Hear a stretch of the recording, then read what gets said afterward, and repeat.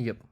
So we have a problem. So here what we are supposed to do, we have been given array nums of distinct integers, and we need to return all the possible permutations of the list of integers.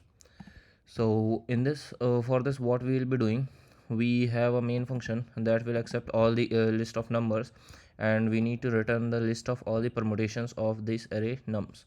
Here we will be utilizing a helper function. So helper function, we will be passing the index 0, and then the nums, our original array, and the result where we need to store all the permutations of the array nums.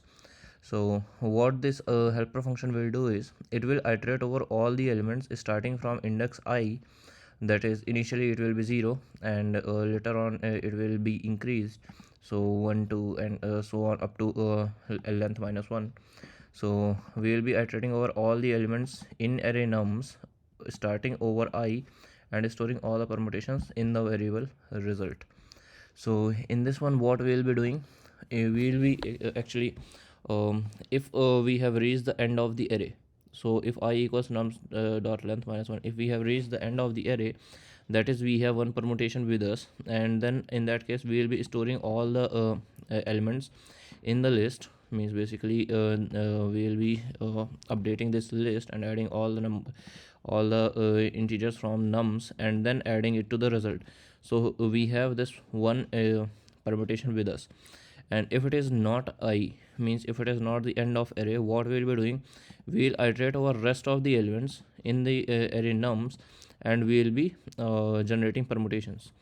So here what we are doing, so if I was not length, I was not the last element, so in that case what we will be doing, we will be initializing j with I and l with nums dot length. So we will be iterating over all the next elements, means iterate over the rest of the elements. So if I it was, then we will be starting from I, then I plus 1, so like that we will be starting over I until we have reached the end of the array.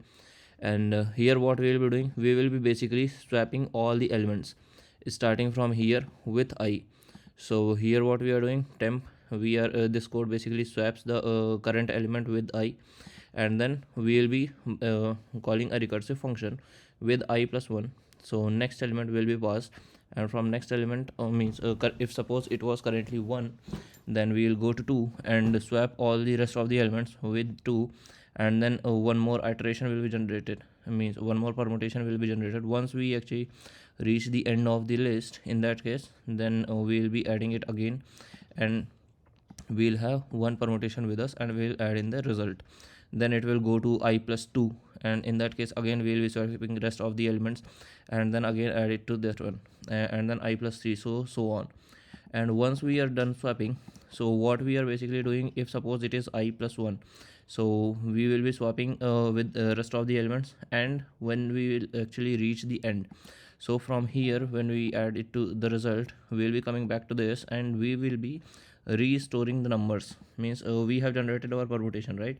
Now we actually need to restore the these swaps, and restore the original order, so that we can again go ahead and get the next numbers permutation by swapping. Yep. So here basically we have three things. First is we need to pass the starting index, means the index I starting which we need to swap all the elements. So we will require three variables: I, nums, original array, and the result. So first step is this, and the next step is, if we are at the end of the array, then we need to store all the elements in the as a permutation. And then third step is, we will be iterating over if it is not the end of the array, we will be iterating over rest of the elements and swapping them, then restoring means once this recursive call is done, restoring them back to their original order. So we have three steps for to calculate the permutations of the numbers in nums array.